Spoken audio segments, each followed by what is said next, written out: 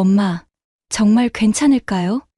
지금 아니면 기회가 없어. 수연아. 차가운 바람이 내 뺨을 스치며 지나갔습니다. 압록강의 물소리가 귓가에 울리는 가운데 엄마와 나는 숨을 죽인 채 강변에 웅크리고 있었죠. 18살에 제가 북한에서의 마지막 밤을 보내고 있다는 사실이 아직도 믿기지 않았습니다. 제 이름은 김수연입니다. 함경북도의 작은 마을에서 태어나 평범하게 살아왔어요. 아버지는 제가 15살 때 식량을 구하러 나갔다가 돌아오지 않으셨고, 그 후로 엄마와 둘이서 하루하루를 버텨왔죠. 배고픔은 일상이었고, 자유란 단어는 그저 꿈속에서나 들어본 이야기였습니다. 저는 어머니와 함께 탈북을 하기로 결심했습니다. 지금부터 목숨을 걸고 한국에 오게 된 이야기를 들려드리겠습니다. 북한에서의 18배는 고통과 제한의 연속이었습니다. 하지만 그 모든 것이 당연한 일상처럼 느껴졌어요. 다른 세계를 알지 못했으니까요. 제가 탈북을 진지하게 생각하기 시작한 것은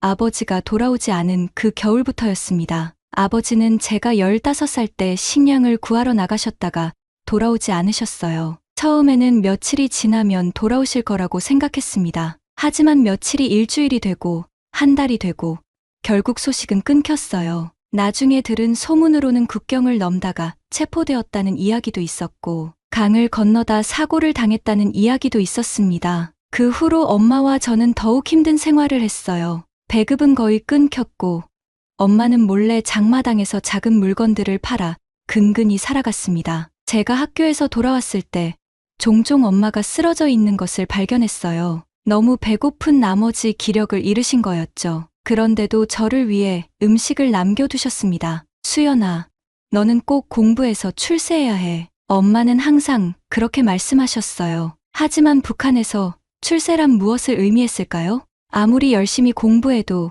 성분이 좋지 않으면 기회조차 얻기 힘들었습니다. 게다가 여자라는 이유로 더 많은 제한이 있었어요. 결정적인 계기는 제 친구 미란이의 언니가 탈북에 성공했다는 소식을 들었을 때였습니다. 미란이는 비밀스럽게 언니가 보낸 작은 쪽지를 저에게 보여주었어요. 그곳에는 한국에서의 삶에 대한 짧은 설명이 담겨 있었습니다. 배고프지 않고 말하고 싶은 것을 자유롭게 말할 수 있고 가고 싶은 곳을 마음대로 갈 수 있다는 내용이었어요. 그 쪽지를 읽은 후 저는 처음으로 다른 세상을 구체적으로 상상할 수 있었습니다. 그 전까지는 막연하게 바깥 세상이 있다는 것만 알았지 어떤 모습인지 상상조차 하지 못했어요. 그날 밤 저는 잠을 이루지 못했습니다. 제 미래에 대한 생각으로 가득 찼어요. 엄마, 우리도 나갈 수 있을까요?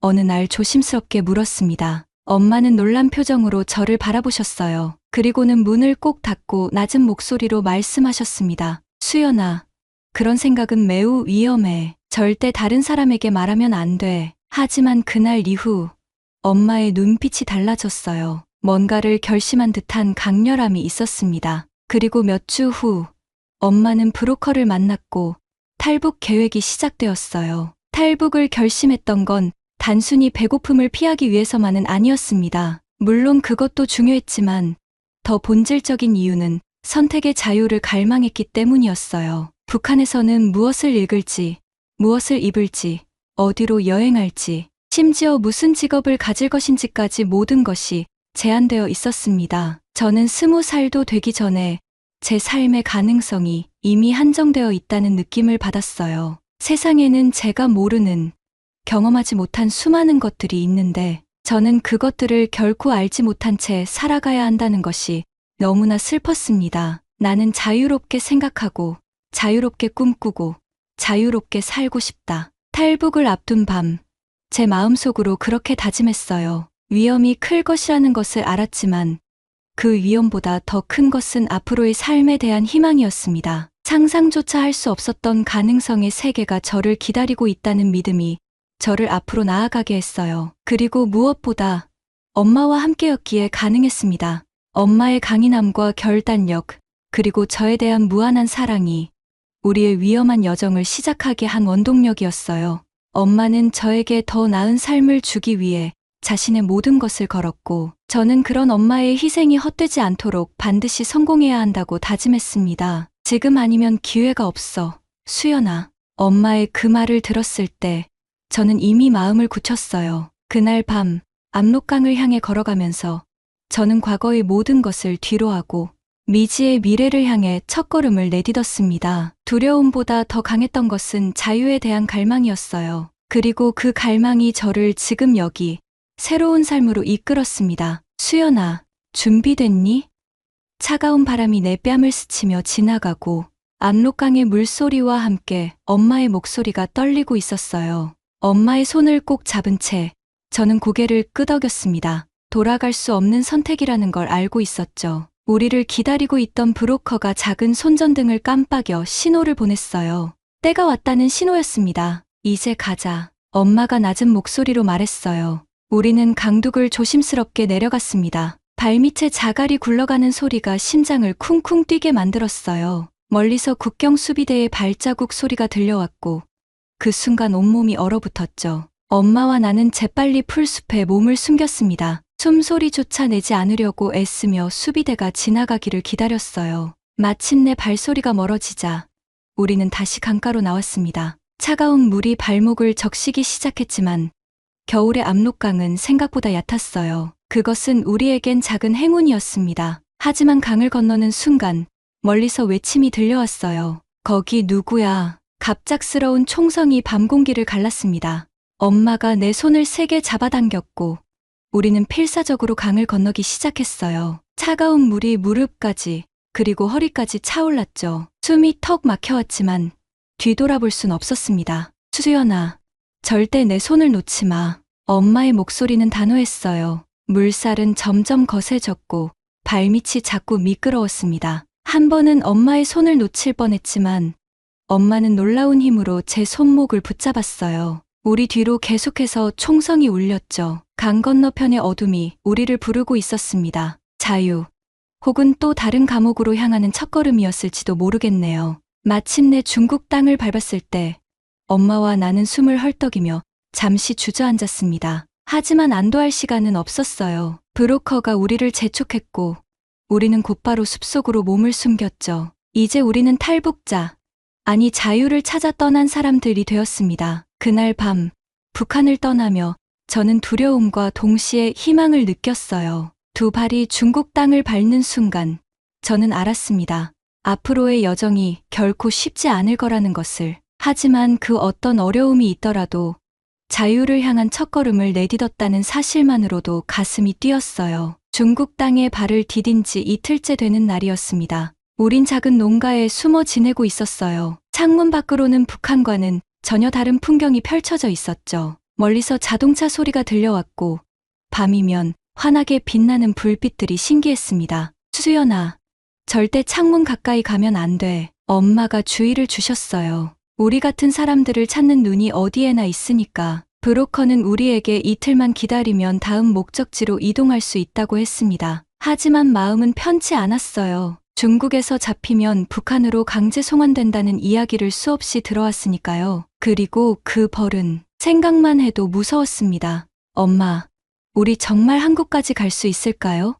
그날 밤 담요 속에서 엄마에게 물었어요. 엄마는 제 머리를 쓰다듬으며 미소 지었습니다. 할 수 있어. 꼭 갈 거야. 그곳에서는 내가 마음껏 공부할 수 있을 거고 배고픔도 걱정하지 않아도 된단다. 다음 날 새벽 우리는 서둘러 짐을 꾸렸습니다. 브로커가 급하게 들어오더니 계획이 바뀌었다고 말했어요. 근처에 검문이 강화되었다는 소식이 들려왔다고 합니다. 우리는 서둘러 작은 트럭에 올라탔고 짐더미 사이에 몸을 숨겼어요. 트럭은 흔들거리며 좁은 시골길을 달렸습니다. 갑자기 트럭이 멈춰 섰어요. 엄마와 저는 숨을 죽이고 있었습니다. 중국어로 대화하는 소리가 들려왔어요. 제 심장은 너무 세게 뛰어서 소리가 들릴까 두려웠습니다. 검문소였던 것 같아요. 가만히 있어. 엄마가 속삭였습니다. 긴장된 몇 분이 지나고 트럭은 다시 움직이기 시작했어요. 우리는 안도의 한숨을 내쉬었습니다. 하지만 이것은 시작에 불과했죠. 이틀 후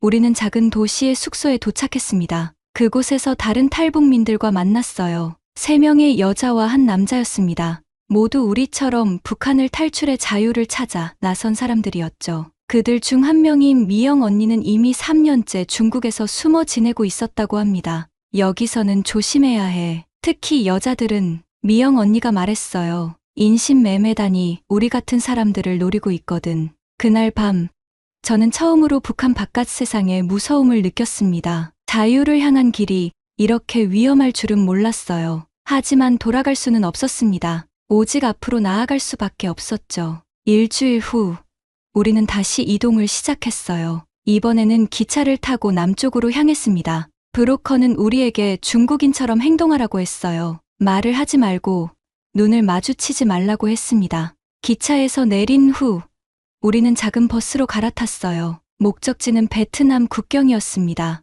여기서부터는 더 위험해진다. 브로커가 말했습니다. 국경을 넘을 때는 절대로 소리를 내면 안 돼. 그런데 국경 가까이에 도착했을 때 끔찍한 일이 벌어졌어요. 갑자기 나타난 중국 공안들이 우리가 탄 버스를 멈춰 세웠습니다. 모두 공포에 질렸고 미영 언니와 다른 한 명이 체포되었어요. 엄마는 재빨리 저를 끌어안고 버스 바닥에 엎드렸습니다. 그 혼란 속에서 우리는 가까스로 검문을 피했지만 동료들의 체포는 우리에게 큰 충격이었어요. 그날 밤 숨어있던 창고에서 저는 처음으로 엄마가 흐느끼는 모습을 보았습니다. 제가 아는 강한 엄마가 아니었어요. 그때 저는 결심했습니다. 무슨 일이 있어도 반드시 한국에 가서 자유롭게 살겠다고. 그것이 우리가 이 위험한 여정을 시작한 이유니까요. 동남아시아의 뜨거운 공기가 얼굴을 감쌌습니다. 중국을 벗어나 라오스에 도착한 지 이틀째였어요. 이곳까지 오는 데만 2달이 넘는 시간이 걸렸습니다. 그 사이 우리는 수없이 많은 위험을 겪었고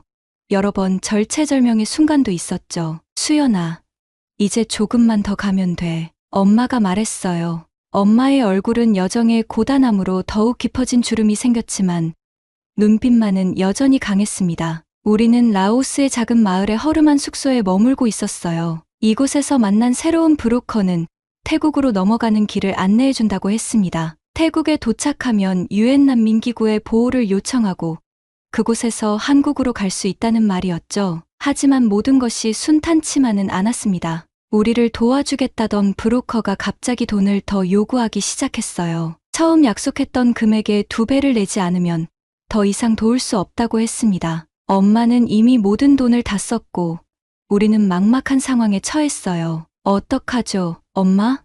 저는 절망적인 마음으로 물었습니다. 그때였어요. 숙소 문을 두드리는 소리가 들렸고 우리는 순간 얼어붙었습니다. 문이 열리자 동양인 남성이 서 있었어요. 그는 한국어로 자신을 소개했습니다. 안녕하세요.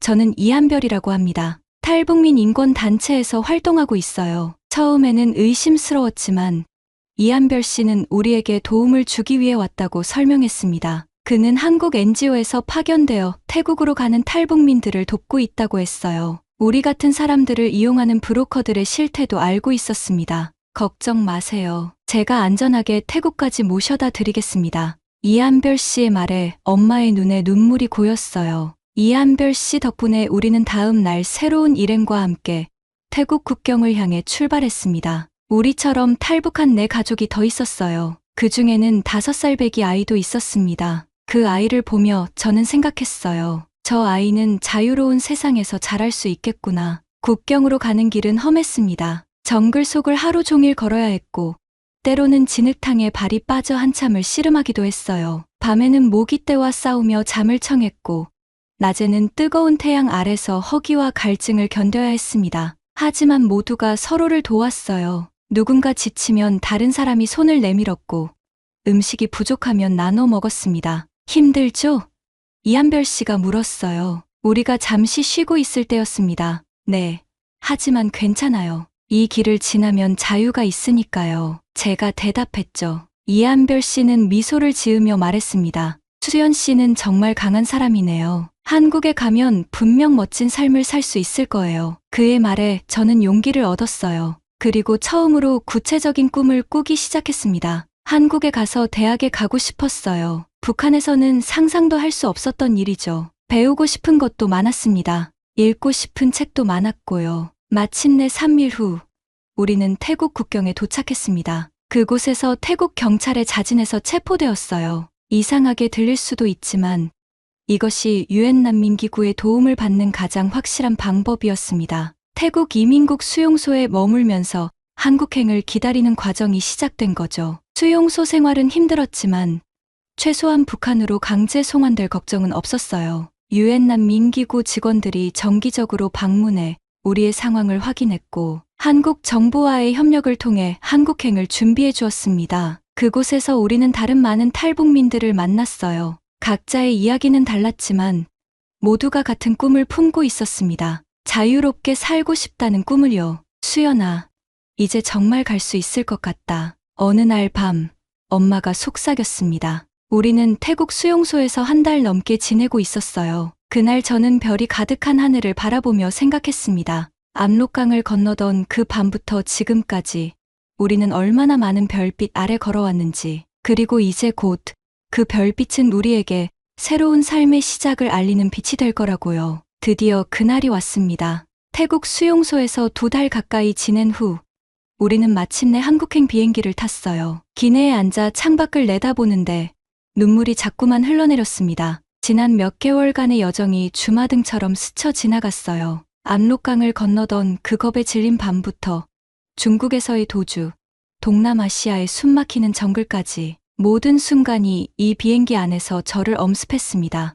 수연아, 이제 정말 자유를 얻게 됐다. 엄마가 내 손을 꼭 잡으며 말했어요. 엄마의 눈에도 눈물이 고여 있었죠. 네, 엄마, 우리 해냈어요. 제가 대답했습니다. 비행기는 구름 위로 날아올랐고 아래로는 태국의 풍경이 점점 작아졌어요. 이제 돌아갈 수 없는 길을 가고 있다는 걸 알았습니다. 한편으로는 두렵기도 했지만 다른 한편으로는 설렘이 가득했죠. 처음으로 진짜 자유를 맛볼 수 있다는 생각에 가슴이 뛰었습니다. 한국에 도착하자마자 우리는 하나원이라는 곳으로 안내받았어요. 북한 이탈 주민들이 한국 사회에 적응하기 위한 교육을 받는 시설이었습니다. 처음 하나원에 들어섰을 때 그곳의 깨끗함과 풍요로움에 놀랐어요. 매일 세끼 식사가 제공되었고 각자에게 침대와 옷장이 있는 방이 주어졌습니다. 북한에서는 상상도 할 수 없었던 편안함이었죠. 이게 다 현실이 맞나요? 첫날 밤, 부드러운 침대에 누워 엄마에게 물었어요. 엄마는 미소를 지으며 내 머리를 쓰다듬었습니다. 그래, 수연아, 이제 우리 삶이 달라질 거야. 하나원에서의 교육은 생각보다 힘들었어요. 한국 사회의 기본적인 지식부터 컴퓨터 사용법, 대중교통 이용하는 방법, 은행 업무까지 모든 것이 새로웠습니다. 때로는 너무 많은 정보에 머리가 아플 정도였어요. 하지만 저는 필사적으로 배웠습니다. 이것이 새로운 삶의 시작이라고 생각했으니까요. 특히 컴퓨터 수업이 흥미로웠어요. 북한에서는 극소수의 사람들만 컴퓨터를 접할 수 있었는데 하나원에서는 모든 사람이 자유롭게 배울 수 있었습니다. 인터넷이라는 세상은 저에게 완전히 새로운 경험이었어요. 정보의 바다 속에서 저는 마치 아이처럼 호기심에 가득 차 있었습니다. 수연 씨는 컴퓨터를 정말 빨리 배우네요. 컴퓨터 선생님이 칭찬해 주셨어요. 그 말을 들으며 처음으로 무언가를 잘할 수 있다는 자신감이 생겼습니다. 하나원에서 만난 다른 탈북민들의 이야기도 저에게 큰 힘이 되었어요. 각자 다른 경로로 한국에 왔지만 모두가 비슷한 어려움과 희망을 안고 있었죠. 저보다 먼저 한국에 정착한 선배들의 조언은 특히 귀중했습니다. 처음에는 다 힘들어. 하지만 포기하지 마. 여기서는 정말 노력하면 꿈을 이룰 수 있어. 준호 오빠의 말이 아직도 기억에 남아요. 그는 이미 대학에 다니고 있었고 저에게 큰 롤모델이 되었습니다. 한국에 도착한 첫 주는 모든 것이 신기하고 놀라움의 연속이었습니다. 북한에서는 상상조차 할 수 없었던 풍요로움과 자유가 제 앞에 펼쳐져 있었어요. 서울의 화려한 네온사인과 높은 빌딩들, 끝없이 흐르는 자동차들의 물결을 보며 제 눈은 계속해서 휘둥그레졌습니다. 엄마, 저기 봐요. 건물이 구름까지 닿을 것 같아요. 롯데타워를 처음 봤을 때 저는 입을 다물지 못했어요. 북한에서는 평양의 유경호텔을 제외하고는 이렇게 높은 건물을 본 적이 없었거든요. 특히 놀라웠던 것은 식품점이었습니다. 처음 대형마트에 들어갔을 때 저는 그 자리에서 얼어붙었어요. 수백 종류의 식품이 진열되어 있었고 사람들은 원하는 대로 마음껏 골라 담고 있었습니다. 북한에서는 식량 배급에 의존해야 했고 그나마도 제대로 받을 수 없었는데 여기서는 원하는 음식을 마음대로 살 수 있다니 믿기지 않았어요. 엄마, 이 모든 음식을 누구나 살 수 있는 거예요? 제가 놀라움에 가득 찬 목소리로 물었습니다. 엄마도 똑같이 놀란 표정이었어요. 그런 것 같구나. 정말 다른 세상이야. 기술의 발전에도 충격을 받았습니다. 처음 스마트폰을 받았을 때 어떻게 작동시키는지 몰라 한참을 씨름했어요. 손가락으로 화면을 터치하는 것부터가 낯설었죠. 북한에서는 휴대전화가 있긴 했지만 그저 통화만 가능한 구식 모델이었습니다. 이 작은 기계로 인터넷을 할 수 있다고요? 하나원에서 스마트폰 사용법을 배울 때 제가 놀라움에 소리쳤어요. 선생님은 그저 미소를 지으며 고개를 끄덕이셨죠. 지하철도 저에겐 완전히 새로운 경험이었습니다. 처음 지하철을 탔을 때 그 속도와 효율성에 감탄했어요. 서울의 복잡한 지하철 노선도를 보고 어떻게 이런 시스템이 가능한지 이해하지 못했습니다. 이 많은 사람들이 매일 이렇게 이동하는 거예요?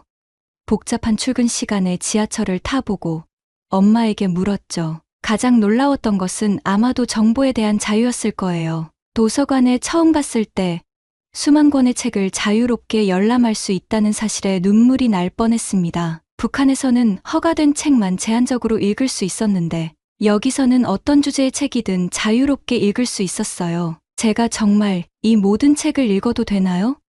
도서관 사서에게 조심스럽게 물었습니다. 사서는 약간 의아한 표정으로 저를 보더니 친절하게 대답해 주셨어요. 물론이죠. 원하는 책을 마음껏 읽으세요. 그날 저는 책장 사이를 걸으며 손끝으로 책등을 쓰다듬었습니다. 이 모든 지식이 자유롭게 접근 가능하다는 사실이 너무나 감격스러웠어요. 그렇게 저는 역사책, 과학책, 문학책을 골라 몇 시간 동안 읽었습니다. 북한에서는 알 수 없었던 다양한 시각과 정보가 저를 기다리고 있었죠. 인터넷 카페도 신세계였습니다. 처음으로 인터넷을 자유롭게 사용할 수 있게 되었을 때 저는 마치 어린아이처럼 흥분했어요. 검색창에 궁금한 것을 입력하면 수천 개의 결과가 나타났습니다. 북한에 대한 외부 세계의 시각, 세계 각국의 뉴스, 다양한 문화와 역사에 대한 정보까지 마치 숨겨진 우주가 눈앞에 펼쳐진 것 같았어요. 이렇게 많은 정보가 자유롭게 공유된다니 믿기지 않아요. 친구에게 말했습니다. 생활의 편리함도 놀라웠어요. 스문의 시간, 편의점, 자동화된 은행 서비스, 온라인 쇼핑, 모든 것이 빠르고 효율적이었습니다. 북한에서는 일상적인 필수품을 구하기 위해 몇 시간씩 줄을 서야 했었는데 여기서는 필요한 것을 언제든지 쉽게 구할 수 있었어요. 정말 이런 세상이 있다니. 종종 혼잣말처럼 중얼거렸습니다. 때로는 이 모든 것이 꿈처럼 느껴졌어요. 하지만 이것이 바로 제가 그토록 갈망했던 자유의 모습이었습니다. 선택의 자유, 정보의 자유, 표현의 자유, 모든 것이 새롭고 놀라웠지만 동시에 이것이 인간이 마땅히 누려야 할 기본적인 권리라는 것을 깨달았습니다. 하나원에서의 3개월이 지나고 드디어 사회로 나갈 준비를 했어요. 한국 정부에서는 우리에게 임시 주거지와 정착금을 제공해 주었습니다. 서울 외곽의 작은 아파트였지만 우리에겐 꿈의 궁전 같았어요. 처음으로 우리만의 집이 생겼다는 사실이 믿기지 않았습니다. 엄마,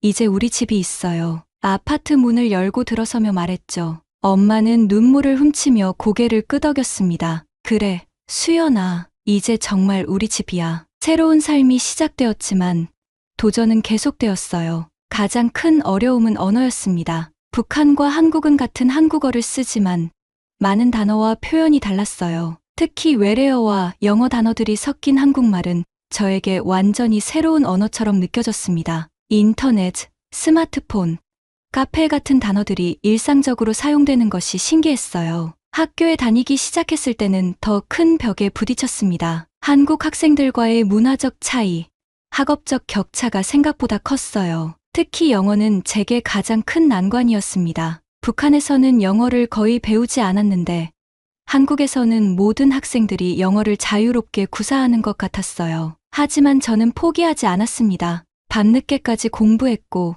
모르는 것이 있으면 주저없이 질문했어요. 천천히, 그러나 확실하게 저는 한국 사회에 적응해 나갔습니다. 그리고 그 과정에서 자유의 진정한 의미를 깨달았어요. 자유란 단지 억압에서 벗어나는 것이 아니라 자신의 삶을 스스로 선택하고 꿈을 향해 나아갈 수 있는 기회였습니다. 한국에 정착한 지 1년이 지났습니다. 그동안 많은 것이 변했어요. 엄마는 작은 식당에서 일을 시작했고 저는 대학 입시를 준비하고 있었습니다. 처음에는 한국의 대학 입시 제도가 너무 복잡하게 느껴졌지만 학교 선생님들과 탈북 청소년을 위한 멘토링 프로그램 덕분에 조금씩 이해할 수 있었죠. 수연아, 너는 할 수 있어. 내가 여기까지 온 것만 해도 대단한 일이야. 김민수 선생님은 항상 저를 격려해 주셨습니다. 민수 선생님은 탈북 청소년 지원센터에서 일하며 저를 비롯한 여러 탈북 학생들을 돕고 계셨어요. 제가 가장 좋아하는 과목은 역사였습니다. 북한에서 배웠던 역사와 한국에서 배우는 역사는 너무 달랐어요. 처음에는 혼란스러웠지만 점차 진실을 알아가는 과정이 흥미로웠습니다. 특히 세계사를 배우면서 다른 나라들의 문화와 역사에 매료되었어요. 그전에는 상상조차 할 수 없었던 세상의 다양성을 알게 된 것이죠. 역사를 공부하면서 느낀 점이 있나요? 어느 날 역사 선생님이 물으셨어요. 잠시 생각한 후 대답했습니다. 역사는 다양한 관점에서 볼 수 있다는 점이 가장 놀라웠어요. 북한에서는 하나의 관점만 배웠는데 여기서는 같은 사건도 여러 각도에서 분석할 수 있다는 게 신기합니다. 선생님은 미소를 지으며 고개를 끄덕이셨죠. 그것이 바로 비판적 사고의 시작입니다. 비판적 사고. 그 개념도 제게는 새로웠어요. 북한에서는 주어진 것을 무조건 받아들이고 외우는 교육을 받았지만 한국에서는 질문하고 토론하며 자신만의 의견을 형성하는 것을 권장했습니다. 처음에는 어색했지만 점점 자신의 생각을 표현하는 법을 배웠어요. 주말에는 종종 서울 시내를 탐험했습니다. 지하철을 타고 다양한 장소를 방문하는 것만으로도 신나는 경험이었어요. 경복궁, 남산타워, 한강공원, 모든 곳이 새롭고 흥미로웠습니다. 특히 대형 서점에서 시간을 보내는 것을 좋아했어요. 수많은,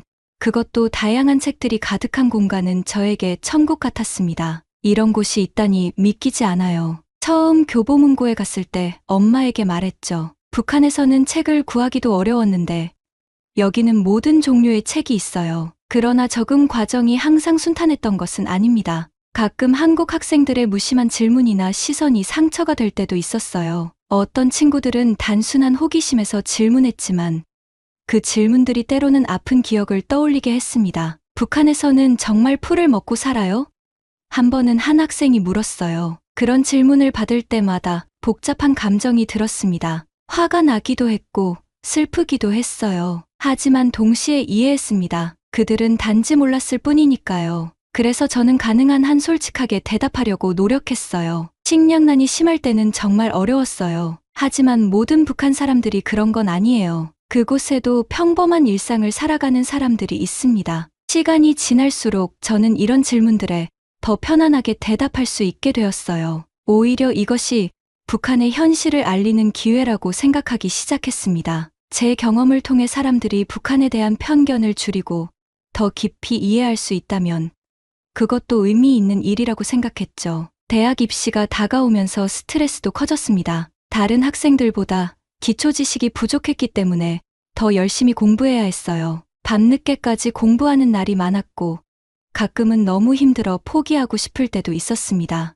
그럴 때마다 저를 지탱해 준 것은 엄마의 격려였어요. 수연아, 너는 압록강도 건넜어. 이 정도 어려움은 충분히 이겨낼 수 있어. 엄마의 말씀은 언제나 저에게 힘이 되었습니다. 그리고 제가 이곳까지 온 여정을 생각하면 정말 어떤 어려움도 극복할 수 있을 것 같았어요. 압록강의 차가운 물을 건너던 그 밤, 중국에서의 숨막히는 도주, 태국까지의 고된 여정, 그 모든 것을 견뎌낸 내가 입시 공부 정도 못할 리 없다고 스스로를 다독였습니다. 그렇게 시간은 흘러 대학 입시일이 다가왔습니다. 시험장에 들어서는 순간 지난 2년간의 노력이 주마등처럼 스쳐 지나갔어요. 두려움과 설렘이 교차했지만 최선을 다하자고 마음먹었습니다. 그리고 결국 제 노력은 결실을 맺었어요. 원하던 대학의 국제관계학과에 합격한 것입니다. 엄마, 합격했어요. 합격 소식을 들은 날, 저는 뛸 듯이 기뻤습니다.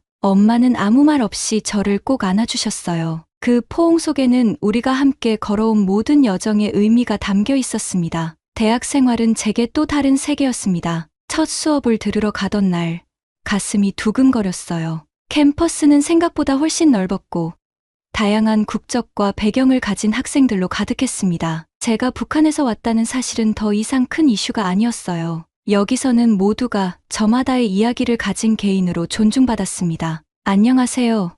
저는 김수연이라고 합니다. 첫 세미나 시간에 자기소개를 할 때 제 목소리는 떨리지 않았어요. 이것도 작은 성장이었습니다. 국제관계학을 전공으로 선택한 이유는 분명했어요. 북한과 한국, 그리고 세계 각국의 관계를 더 깊이 이해하고 싶었습니다. 언젠가는 남북한의 평화로운 통일에 기여하고 싶다는 작은 꿈도 있었죠. 미국, 중국, 일본과 같은 강대국들의 정치적 역학관계가 한반도에 미치는 영향을 배우면서 세상을 보는 시야가 점점 넓어졌어요. 수연 씨의 관점은 매우 독특합니다. 국제정치 교수님이 제 발표 후에 말씀하셨습니다. 북한에서의 경험이 이론을 넘어선 현실적 통찰력을 제공하는군요. 그 말을 들으며 처음으로 제 경험이 단점이 아닌 강점이 될 수 있다는 것을 깨달았어요. 저는 두 개의 다른 세계를 모두 경험한 사람이었고, 그것은 분명 특별한 시각을 제공해 주었습니다. 대학 2년 차가 되었을 때 탈북민 인권에 관한 소모임에 가입했어요. 그곳에서 비슷한 경험을 가진 친구들도 만났고 한국 학생들과도 깊은 대화를 나눌 수 있었습니다. 우리는 북한 인권 문제에 대해 토론하고 탈북민들을 위한 봉사활동도 했어요. 라오스에서 저희를 도와주셨던 이한별 씨처럼 저도 누군가에게 도움이 되고 싶었습니다. 우리가 직접 경험했기 때문에 더 실질적인 도움을 줄 수 있어요. 소모임 회의에서 제가 말했죠. 우리의 이야기가 변화를 만들어낼 수 있다고 생각합니다. 그러던 어느 날 대학에서 국제학생 교류 프로그램 공고를 보게 되었어요. 미국의 한 대학과 교환학생 프로그램이었습니다. 처음에는 감히 지원할 생각도 못했어요. 영어 실력도 부족했고 해외에 나간다는 것 자체가 너무 큰 도전처럼 느껴졌습니다. 수련아, 한번 도전해봐. 소모임 지도 교수님이 권유하셨어요. 내 이야기는 국제사회에서도 큰 가치가 있어. 교수님의 격려에 용기를 내어 지원서를 제출했습니다. 지원서에는 제 인생 여정과 앞으로의 꿈에 대해 솔직하게 적었어요. 그리고 몇 주 후 기적처럼 합격 통지를 받았습니다. 교환학생으로 미국에서 한 학기를 보낼 기회를 얻은 거예요. 엄마, 저 미국에 가게 됐어요. 집에 돌아와 엄마에게 말했습니다. 엄마의 표정은 복잡했어요. 기쁨과 걱정이 섞여 있었죠. 너무 멀리 가는 것 같아 걱정되지만 내가 원한다면 응원할게. 엄마의 말씀에 눈물이 핑 돌았습니다. 북한에서 도망쳐 나올 때 이렇게 먼 나라까지 가게 될 줄은 상상도 못했어요. 하지만 이번에는 도망이 아니라 꿈을 향한 여정이었습니다. 그것이 가장 큰 차이였죠. 미국으로 떠나기 전 준비해야 할 것들이 많았어요. 비자 신청부터 영어 공부, 문화적 차이에 대한 이해까지 모든 과정이 새로웠습니다. 특히 영어 실력을 향상시키기 위해 매일 밤 늦게까지 공부했어요. 미국에서의 생활을 상상하며 설렘과 두려움이 교차했습니다. 마침내 출국하는 날이 왔어요. 인천공항에서 엄마와 작별 인사를 나눴습니다. 걱정하지 마세요, 엄마. 자주 연락할게요. 비행기 안에서 창밖을 바라보며 생각했습니다. 4년 전 압록강을 건널 때의 그 소녀가 이제는 태평양을 건너 미국으로 간다니. 인생이란 정말 예측할 수 없는 여정이었어요. 미국에서의 경험은 말 그대로 눈부셨습니다. 다양한 문화와 사람들, 자유로운 학술적 분위기, 끝없이 펼쳐진 기회들, 모든 것이 신선했어요. 처음에는 언어 장벽 때문에 어려움도 많았지만 점차 적응해 나갔습니다. 가장 놀라웠던 것은 사람들의 반응이었어요. 제 이야기를 들은 학생들과 교수님들은 진심 어린 관심과 존경을 보여주었습니다. 북한에서의 생활, 탈북 과정,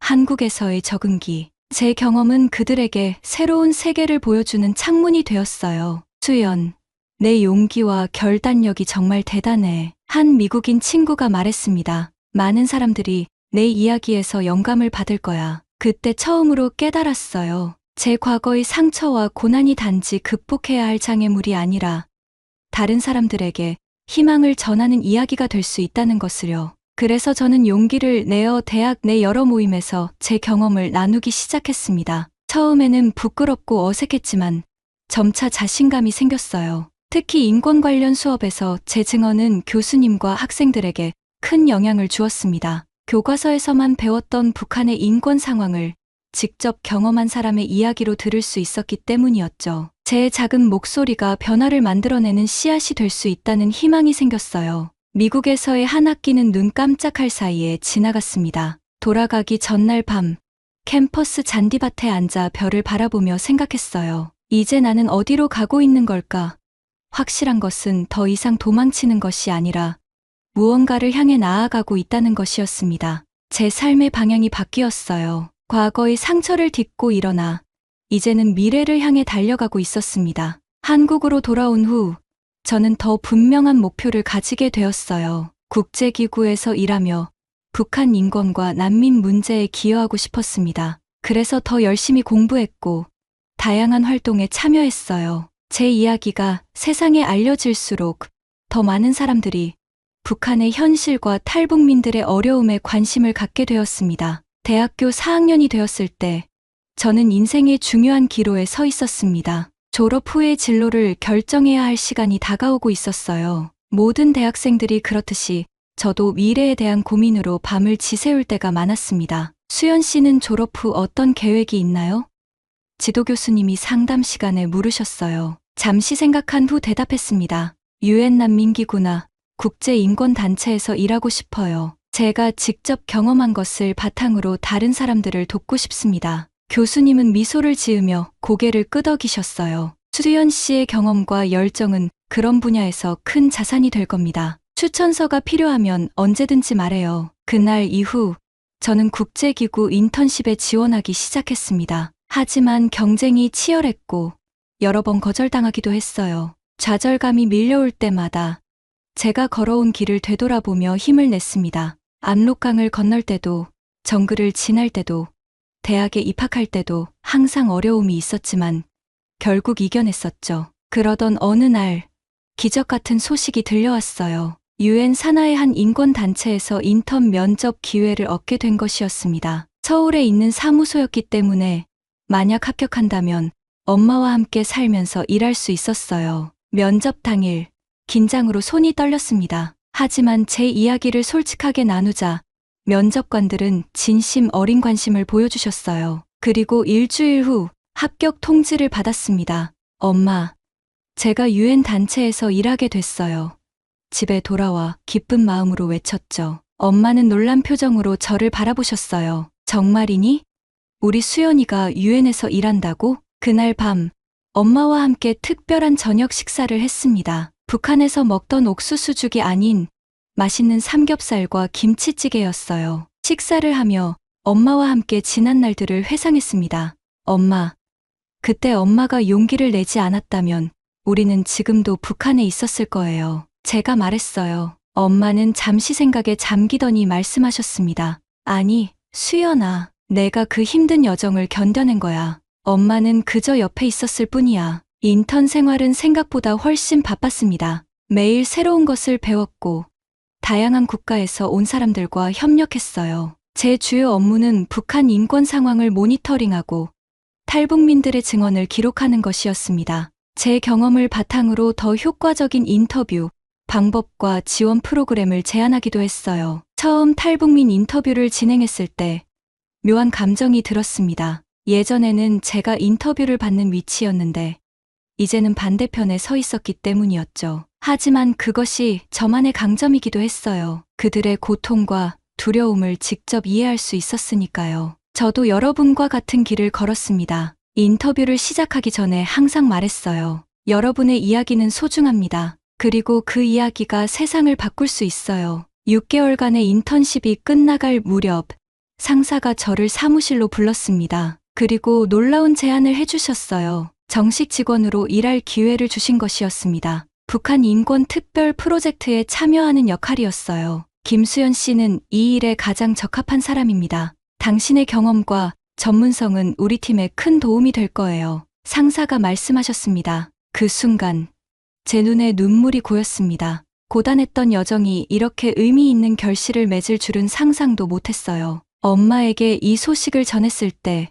엄마도 함께 울었습니다. 수연아, 엄마는 내가 정말 자랑스러워. 엄마가 떨리는 목소리로 말씀하셨어요. 유엔에서 일하면서 저는 점점 더 넓은 세계를 경험했습니다. 여러 국제회의에 참석하고 때로는 북한 인권 상황에 대해 증언하기도 했어요. 제 이야기는 많은 사람들에게 감동을 주었고 실질적인 정책 변화를 이끌어내는 데 기여했습니다. 특히 기억에 남는 순간은 제네바에서 열린 유엔 인권회의였어요. 그곳에서 저는 북한의 인권 상황과 탈북민들이 겪는 어려움에 대해 발표했습니다. 전 세계 언론이 주목하는 가운데 제 목소리를 통해 북한의 현실을 알릴 수 있었어요. 당신의 용기와 증언에 감사드립니다. 회의가 끝난 후 한 외교관이 다가와 말했습니다. 이런 목소리가 세상을 바꿉니다. 그 말을 들으며 생각했어요. 나 자신을 위해 시작한 여정이 이제는 더 큰 목적을 가지게 되었구나. 이제 제 이야기는 단지 제 것만이 아니라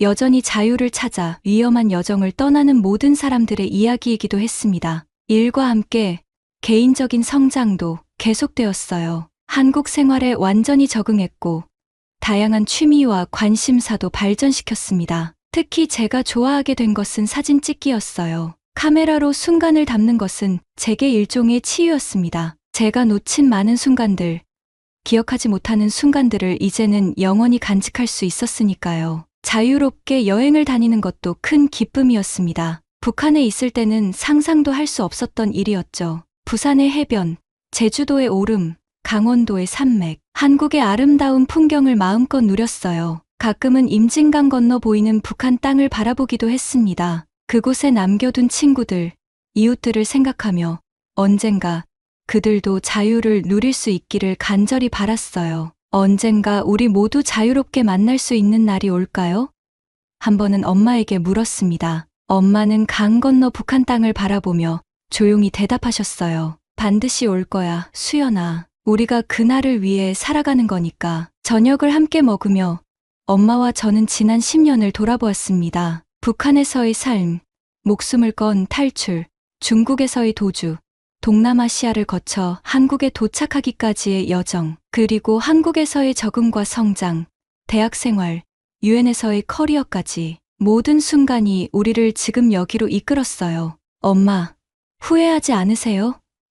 북한을 떠난 것을 문득 궁금해져서 물었습니다. 엄마는 잠시 생각하더니 고개를 저으셨어요. 단 한 번도 후회한 적 없어. 내가 이렇게 자유롭게 꿈을 이룰 수 있게 된 것만으로도 모든 고통이 값진 거야. 그날 밤, 창문 너머로 서울의 밤하늘을 바라보았습니다. 수많은 별들이 반짝이고 있었어요. 북한에서도, 중국에서도, 태국에서도 같은 별을 보았지만 이제는 그 별들을 바라보는 제 마음이 달라져 있었습니다. 더 이상 두려움과 불안으로 가득 찬 소녀가 아니라 자신의 삶을 스스로 선택하고 이끌어가는 당당한 여성이 되어 있었어요. 다음 날, 출근길에 우연히 압록강을 건널 때 도움을 주었던 브로커의 소식을 들었습니다. 그는 여전히 탈북민들을 돕고 있었고, 최근에는 중국 당국에 체포될 뻔했다가 가까스로 탈출했다고 했어요. 그 이야기를 들으며 아직도 많은 사람들이 자유를 찾아 위험한 여정을 떠나고 있다는 사실을 다시 한번 실감했습니다. 사무실에 도착하자 새로운 프로젝트에 관한 회의가 있었어요. 북한과 국제사회의 대화 채널을 넓히고 인도적 지원을 확대하는 방안을 논의하는 자리였습니다. 저는 제 경험을 바탕으로 실질적인 제안들을 내놓았어요. 북한 주민들의 삶을 실질적으로 개선하는 것이 중요합니다. 그들에게 외부 세계에 대한 정보와 교육 기회를 제공할 수 있는 방법을 모색해야 해요. 회의가 끝난 후 상사가 제 어깨를 토닥이며 말했습니다. 수연 씨의 통찰력은 정말 귀중합니다. 당신 같은 사람이 있어 우리 팀이 더 나은 결과를 낼 수 있어요. 그 말을 들으며 가슴이 뭉클해졌습니다. 제 상처와 아픔이 이제는 세상을 조금이나마 더 나은 곳으로 만드는데 기여하고 있다는 사실에 감사했어요. 퇴근 후 한강공원을 산책하며 생각했습니다. 제 이야기는 여전히 진행 중이었어요. 앞으로도 많은 도전과 기회가 있을 것입니다. 하지만 이제는 두렵지 않았어요. 어떤 어려움도 극복할 수 있다는 자신감이 있었습니다. 강가에 앉아 물결을 바라보며 생각했어요. 압록강의 물결처럼 삶도 끊임없이 흐르고 변화합니다. 때로는 거세고 위험하지만 결국은 더 넓은 바다로 향하는 법이죠. 해가 저물어갈 때 저는 일어나 집으로 향했습니다. 내일은 또 다른 날이 시작될 것이고 저는 그날을 맞이할 준비가 되어 있었어요. 더 이상 탈북민이라는 꼬리표에 정의되지 않고 그저 김수연이라는 한 사람으로서 제 삶을 살아갈 것입니다. 집에 도착하니 엄마가 저녁을 준비하고 계셨어요. 창밖으로는 서울의 불빛이 반짝이고 방 안에는 따뜻한 온기가 감돌았습니다. 이것이 바로 제가 찾아 헤맸던 자유와 평화였어요. 단지 어딘가로부터의 탈출이 아니라 어딘가에 진정으로 속할 수 있는 느낌. 이곳이 바로 제가 있어야 할 곳이라는 확신. 수연아, 밥 먹자. 엄마의 부드러운 목소리가 들렸습니다. 저는 미소를 지으며 대답했어요. 네, 엄마. 지금 갈게요. 이것이 제 이야기입니다. 압록강을 건너 자유를 찾아 떠난 한 소녀의 여정. 그리고 그 여정은 아직 끝나지 않았습니다. 앞으로도 계속될 것이고 언젠가는 더 많은 사람들과 함께 진정한 자유와 평화의 길을 걸어갈 수 있기를 소망합니다. 그날까지 저는 제 목소리를 내고 제 삶을 살아가며 다른 이들에게 희망의 메시지를 전할 것입니다. 자유를 향한 첫걸음을 내딛는 모든 이들에게 이 이야기가 작은 용기가 되길 바랍니다. 여러분의 여정도 언젠가 아름다운 결실을 맺을 것입니다. 저도 수연 씨와 어머니가 한국에서 잘 정착해서 행복하시길 기원드립니다. 지금까지 지수였습니다. 사연이 마음에 드셨다면 구독과 좋아요를 눌러주세요. 여러분의 관심은 저희에게 큰 힘이 됩니다. 앞으로도 많은 사연을 소개할 수 있기를 바랍니다. 감사합니다.